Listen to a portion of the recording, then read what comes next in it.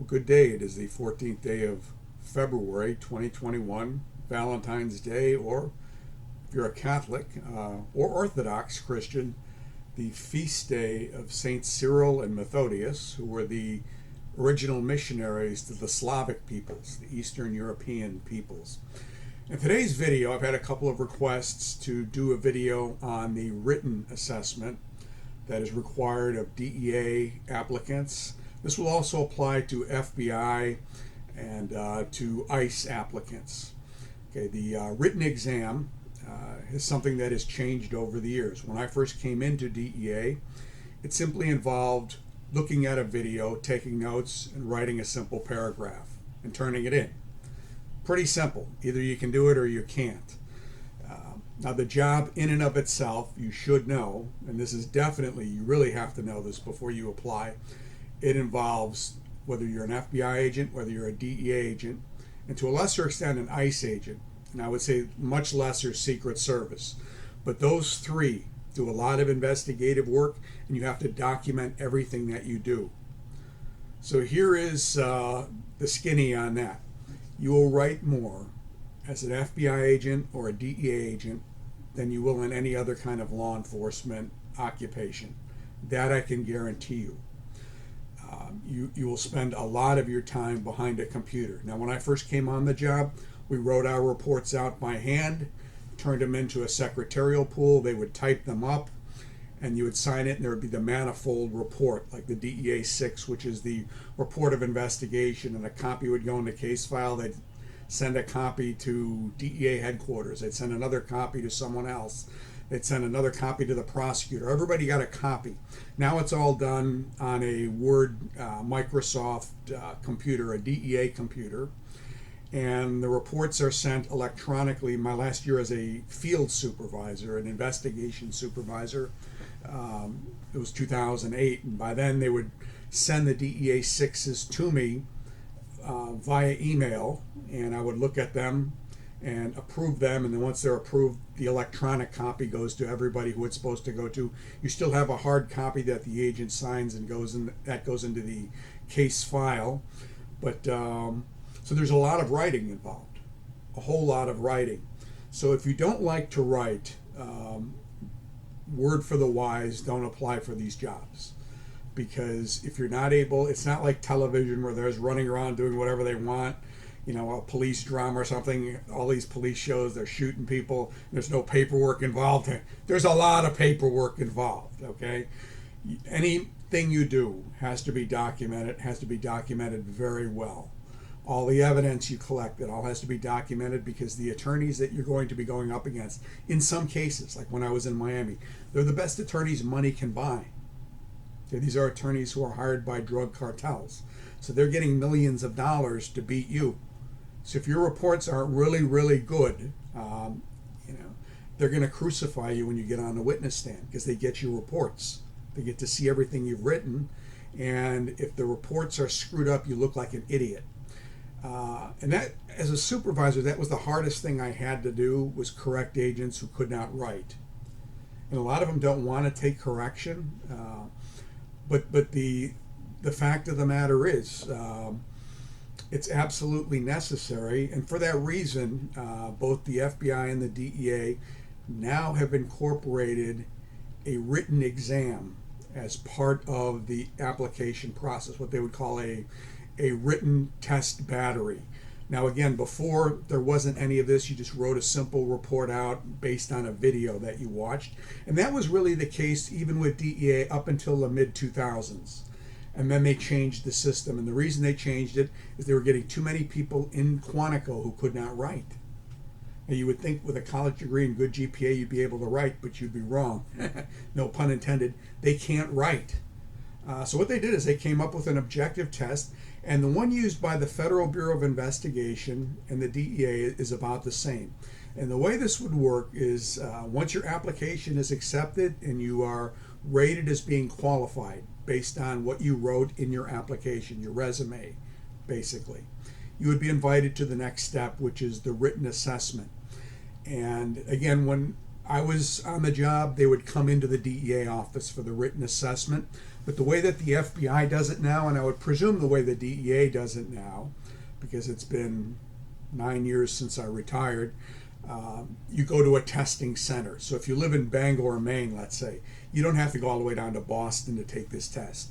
You'll go to a testing center, and it's a contract company that will provide you with the test.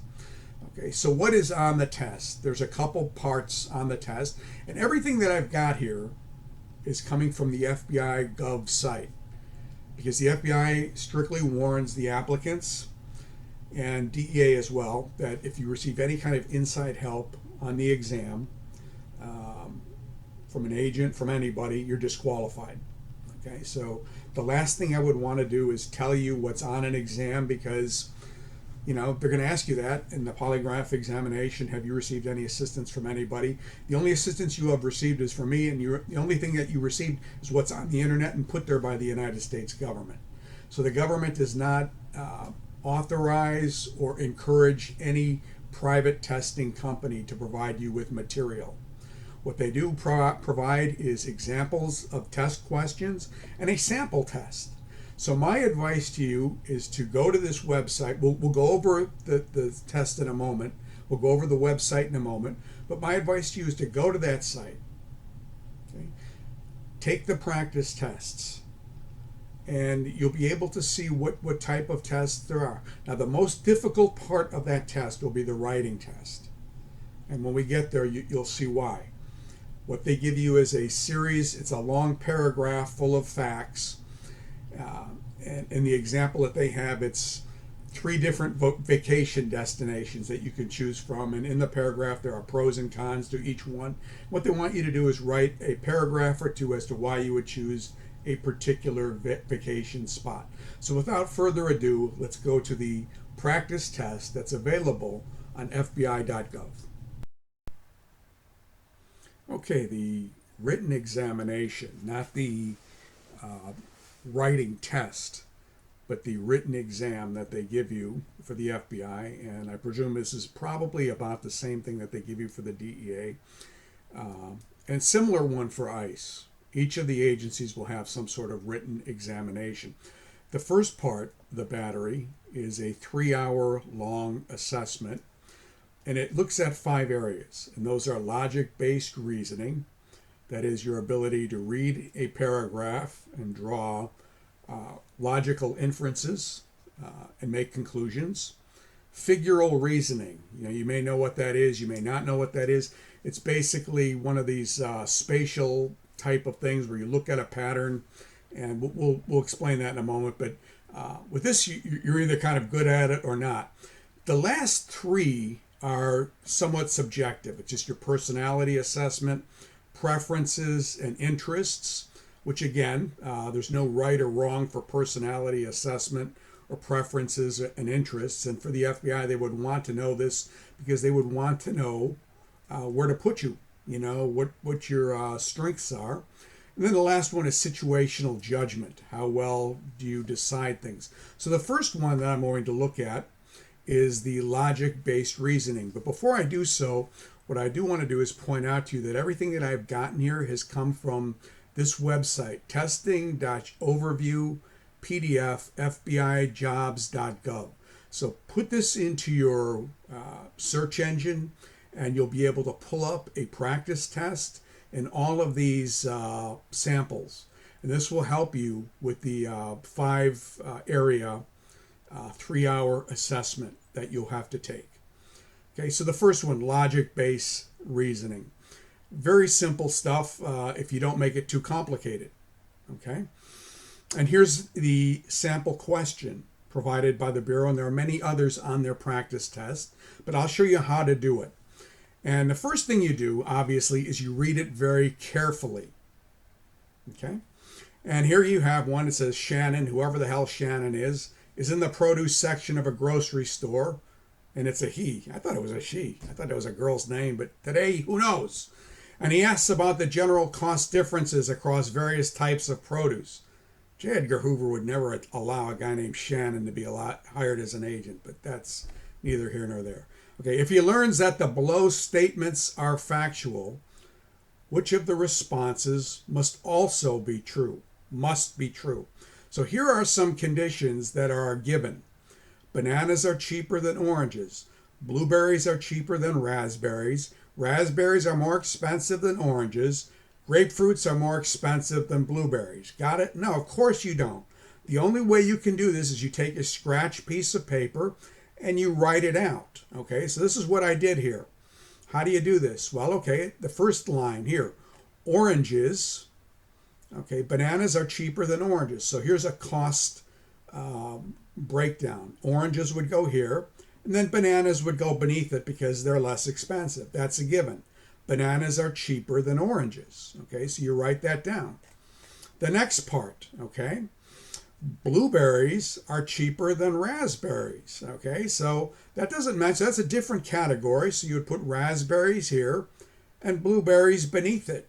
Okay, so you have two things that you know about: raspberries and oranges, and raspberries and blueberries. Okay, then you look again. Okay, raspberries are more expensive than oranges. Okay, so raspberries then go to the top here because you have oranges and bananas. So you know that raspberries are more expensive than oranges and bananas, and that raspberries are more expensive than blueberries. And then the last one, grapefruits are more expensive than blueberries. So down here, grapefruits comes in the middle to blueberries. Okay, so what you've got is a ascending, descending order of fruit based on the price. Now you don't know what the prices of these fruits are, and you don't know all of them. You just know what they give you. So then they will give you 4 or 5 possible statements, and you have to pick out which one is true. Which one must be true? Number 1, blueberries are the cheapest fruit available. Okay, well, is that true? No, it is not necessarily true. Why is that not necessarily true? Because I don't know whether blueberries are in fact the least expensive available.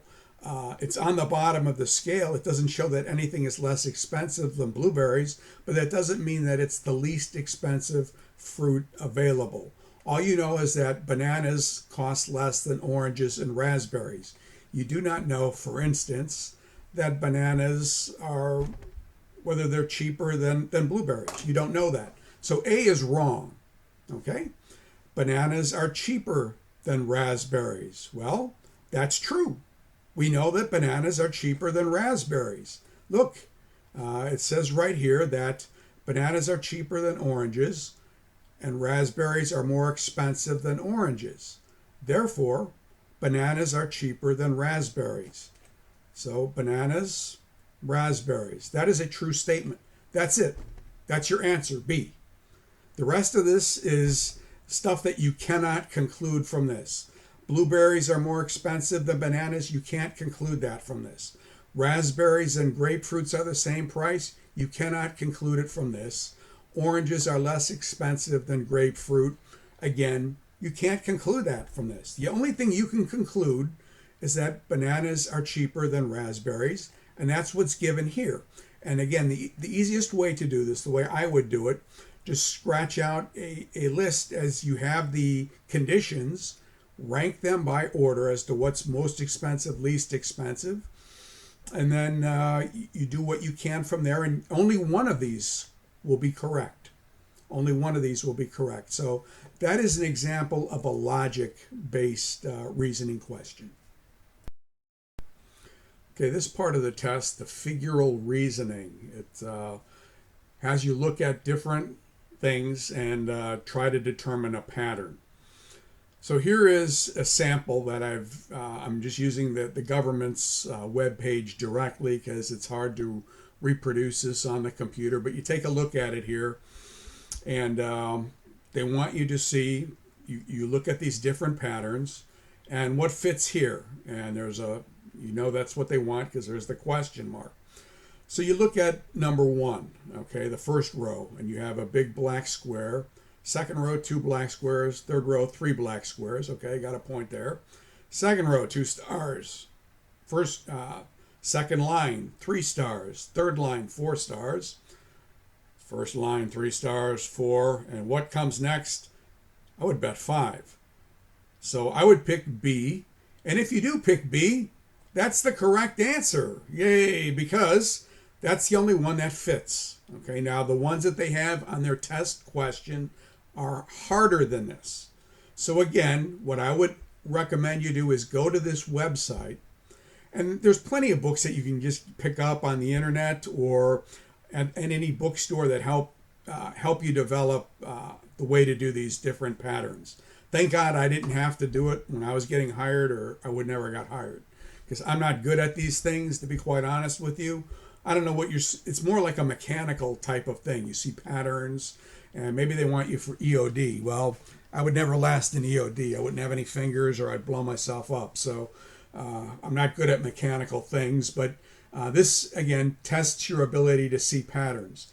Now, again, the tests on the sample questions, which are on the web page that I referred you to, they're a bit more difficult. So go ahead and look at those and see how you do. Okay, this is another figural reasoning one, just because it's, again, look at this FBI.gov sites default testing overview. Type this into your browser, and you'll be able to see what a lot more test sample questions. But here's another example, more figures, right? And the last one, the big question mark, and then there's 5 possibilities. So don't panic when you see this. Look at them and try to see the pattern. Try to see the pattern. Now, you might see a pattern going left to right. You might see a pattern going up and down. You might see a pattern going across. Who knows? Now, looking up to down, I don't see a pattern necessarily here. I mean, you're going from outside to inside. I don't see a pattern. Okay, and the same here, outside to in. I just don't see the pattern with these. But if you go from, this one right to left, if you take this one and place it over this one, you get this one. If you take this one and place it over this one, it blanks these two out, and you get this. Okay. If you take this one and place it over this one, you get this one. Okay, so again, your ability to look at things quickly and make a conclusion, that will help you with this test. So that's your some samples on the figural reasoning part of the test. Okay, this part of the test you really can't prepare for at all. It's just a personality assessment, and you'll have agree, slightly agree, neither agree nor disagree, slightly agree, agree strongly. And the question might be on one side, I enjoy helping others, agree, slightly agree, and you would click the one that's appropriate. Okay. I'm a very organized person. Again, the same type of thing, agree, slightly disagree, strongly disagree. These are just simply, there's no right or wrong answer. I enjoy solving problems that require a high level of detail orientation. I don't, so I would not agree with that. If I disagree with someone, I have no issue letting them know. I agree with that, so that describes me more. Okay, I enjoy helping others. I am a very organized person. So what I want you to do is look at these two. Which one describes you more? I'm a very organized person. I would agree with that. I don't enjoy helping others as much. People I interact with can usually tell how I'm feeling. No, that's not true at all with me. I enjoy working with others to solve complex problems. That is more like me, so I would slightly agree to that. Okay? And you just mark one of them, and it's a personality assessment. So you'll have 2 different things, and basically there you go. It's just, you just check what fits your personality. So there's no right or wrong answer. What they're trying to see is where you would fit in a complicated agency like the FBI. I don't believe that the DEA will give you this exam, because the DEA, it's just all drug enforcement. But the FBI, they got squads that only do backgrounds. That's it. They only do backgrounds on political appointees. So federal judges who are being men or women who have been appointed to the judiciary. That's all they do is backgrounds on those people. On people who are going to be like, say, attorney general or labor secretary or any of those jobs. They get the background. That's all they do for their whole career, is just do backgrounds on people. You got others who work counterintelligence. You've got others who work bank robbery or narcotics type cases, which would be the strongest fit with the people coming over from the DEA. You've got people who are in HRT, or SWAT teams. So you have a very wide variety, securities fraud, a wide variety of skill sets that you need. And this just helps show what type of person an individual is. And again, preferences and interests, it's the same type of thing. And, sample question. I tend to lose interest when attempting to pay attention to small details for a long period of time. You either strongly agree or strongly disagree. Again, there's no right or wrong answer. They're trying to see what type of person you are. When working on a team, it's more important to ensure that the work product exceeds expectations than it is to make sure everyone is doing the same amount of work. Yes, that's correct, actually. I would strongly agree with that. Worrying about people doing their jobs is not for you unless you're the supervisor. And then there's the last part, which is situational judgment. This used to be done in the oral interviews. It's not anymore, and I'll explain when we get to the panel interview how that is, why that is. But again, it gives you a scenario, and then it asks you what you would do. And the choice isn't right or wrong, it's what's best for you. What they're trying to determine is if you are a confrontational person. Are you a person who is not confrontational? You're more of a laid back, you do well behind a desk doing paperwork type of thing. Again, this is more along the lines of the FBI. Now, again, when I was hired, this is back in 1984, these type of questions were all asked in the oral interview process. Okay? So here's a question. You and a coworker are developing guidance materials covering how to properly file and update issues into a new tracking system. The materials are important as they will be distributed to the broader team. You completed your project tasks. However, your coworker informed you today that while he is close to finishing, he's unable to complete the task due to other project commitments.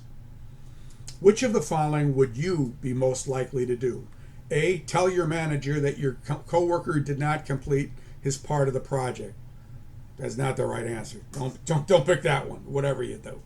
Number 2, respond by asking that your coworker set aside other tasks to complete his task on time. Now that might be rational. That might be a good response, okay? C, submit your completed work along with your coworker's incomplete work. Wrong answer. Don't do that one.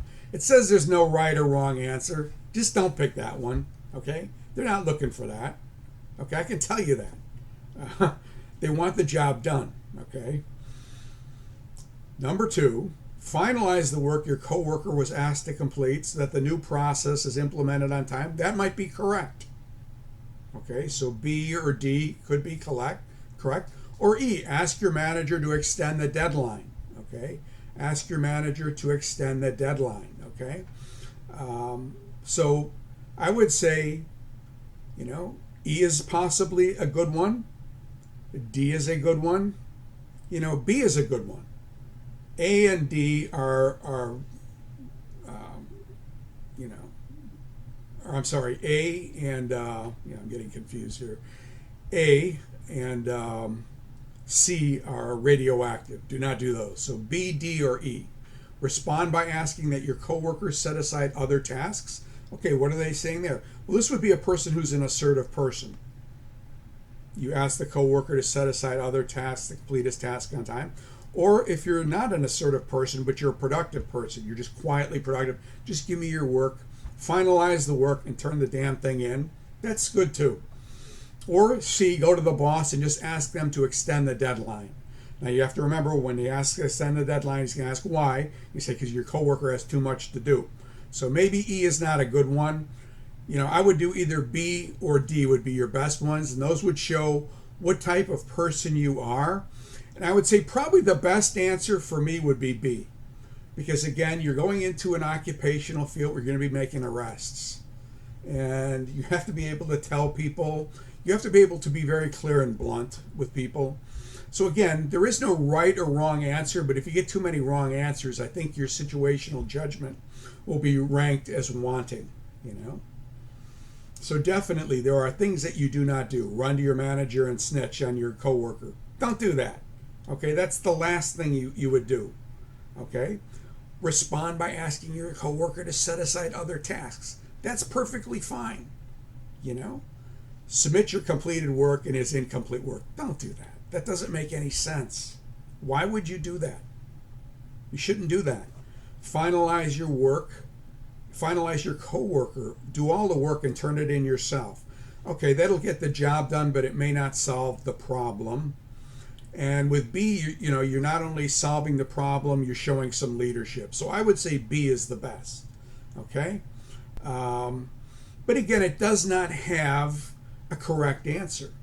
But I would say B is the best for a law enforcement job. Be sure that you always read what's in the problem so that you can get there. Okay, and that is the 5-part examination. And hopefully this has been somewhat helpful. Now we'll get to the writing skills part.